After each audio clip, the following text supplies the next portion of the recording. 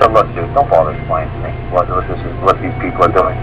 Because right now they're finding loopholes in paperwork, and they're saying, look, they can go out and they can do wrong because there's no thing in paperwork that says they can't do what they're doing. Eventually the paperwork will catch up to them, and eventually somebody will create statutes, create some sort of paper law that says that if they do try to create warrants behind your back and try to use your name and try to do this, that they're going to be held liable. But until then, they're running hog wild, and they know what they're doing is wrong. They know in their heart it's wrong, but they're doing it anyway until somebody comes along in society and creates a piece of paper and stops them from doing wrong. I'm not trying to teach people, look for the loopholes. Look how you do wrong and laugh about it. Make a mockery of this. Make them make documents 10 miles high that we basically can't blink. That we do anything because we can't self-control ourselves. So they got to create paperwork and rules and regulations that create every kind of way that limit our ability because we're not honorable people. They will. They will create a government that will inundate us with so much nonsense that it'll be mind-numbing. I don't want that. I don't want that. There's warrants with people's names on them that are being utilized without the knowledge of the people who come back and end up with liability for it. Right. You know, and I know that's wrong. But right now, there's nothing in writing that says they can't do what they're doing, and they're just running hog wild. They think it's funny. Just like all the bankers did, just like the FEMAs did, just like all those people did with any kind of just like any kind of Halliburton, just like any kind of Fannie Mae, Freddie Mac, all the mortgage brokers knew to say, hey, look, hey, lady, you want a $500,000 house? She's like, I work at Walmart. I make $5 an hour. I can't afford. Oh, yes, you can. Look, there's no paperwork that says you can't get this house. It's just put that down. Just put it. Am I going to get in trouble for putting it down? No, you ain't going to put it down. Why? Because there's no law that says you can't lie on this piece of paperwork. Well, that's a lie.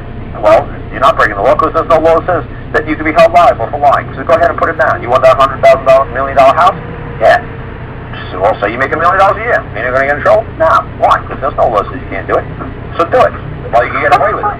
There has to be a law that says that you can't lie. Because nobody would have signed that stuff. They're like, you're kidding me. Okay, tell me how many people are in jail.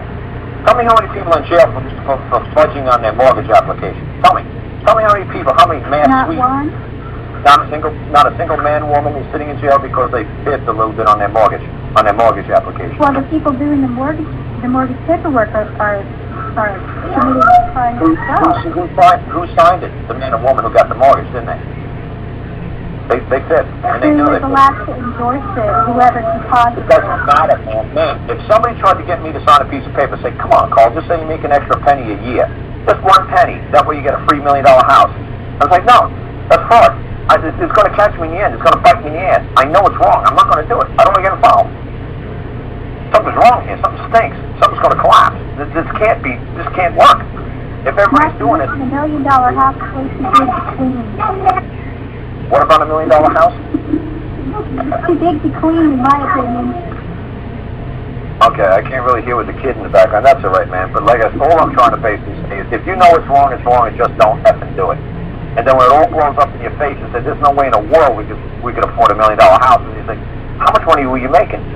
Because everybody knows when we bought houses back in the 70s and the 60s, the bank manager would go talk to your boss, he'd go talk to your neighbors, he'd go talk, if you became part of the Rotary Club or fire department volunteer, he'd go talk to the people that you associated with, he'd talk to your friends, and he'd find out, are you going to pay the money back?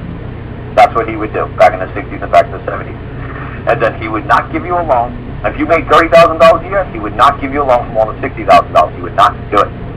Because 50% of you, if you made $30,000, he'd only give you a $60,000 loan because that means there's only 10-15% of your income that's supposed to go paying towards the mortgage.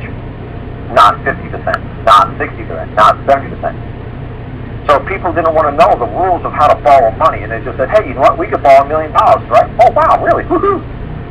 How are you going to pay it back? You make $10,000 a year. Oh, don't worry about it. The guy said, the real estate never goes down. Houses always go up, and everything's always unicorns, lollipops, roses, and sunshine.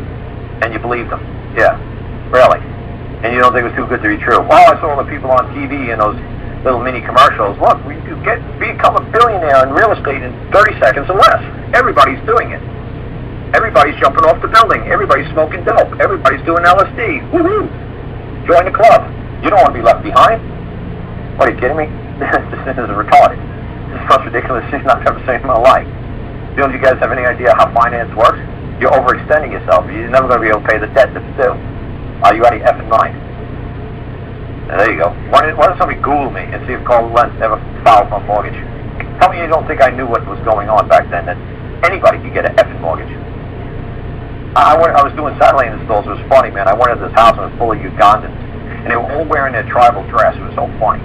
I said, and one woman spoke English, and I was hooking up one of these creepy huge satellites because they wanted to get over the Canary Islands. If you don't know, it's off the coast of Africa. That's where their satellite was floating around. The whole freaking neighborhood, that part of Atlanta, is like down in the Forest Park area, Henry County. If anybody lives in Henry County, Forest Park area, they'll tell you.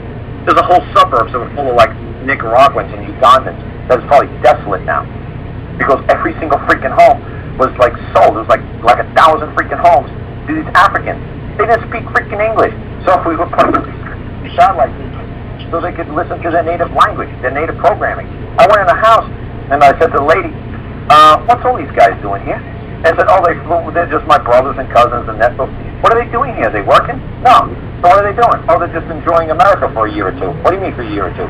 Well, the real estate guy told us in a year or two the economy is going to collapse and all the houses are going to be taken away, but we're going to just sit here and squat in these buildings and every year we get $100,000 in the next 2 or 3 years. So what do you mean $100,000? Oh, they're going to refinance these homes for us. They're going to do what? Yeah, they sold us this house at $300 and they told us next year it's going to be worth $400, $500, and they'll give us half of whatever it's worth. If it goes up to $400, they'll give us $50,000, and that's what we're living off of for the next year. If it's worth $500,000, they'll share $100,000 with us. I said, you shit me, lady. She said, no, I shit you not.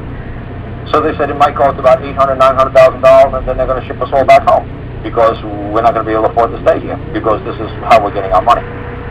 I called my sister after that. I said, sell your house. This was like 2003, 2004. I said, sell your house and get the hell down to Mom's house. Because her house was like ridiculous. I think it was like when it was built, it was probably like 10, 20 grand, but she lived out in the Hamptons. It was worth like $500,000, $600,000. He said, sell that thing and run like hell. Get down to Mom's house, hold on to your money, and don't blink. I said, the economy's going to collapse. I said, I'm just talking to a family Ugandan. This is insane what's going on here. I've been putting up all these satellite dishes, and now I understand why. Some lady finally explained it to me. I didn't know Ugandan. I didn't know Nicaraguan. And they could tell me basic, simple things. I'd say like channel 3 and go like my finger, like 3. Somebody want to sign this?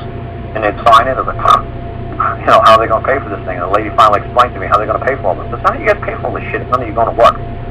Oh, we're going to refinance the house. What do you mean? Oh, every year's worth more. And what? They're going to give you money? Yeah, they're going to give us money. Is that why you got like that nice Cadillac Escalade out there? Oh yeah, last year they gave us $100 grand. We bought a Cadillac Escalade. Said, how are you going to get it back to Africa? We're not. We're just going to leave it here.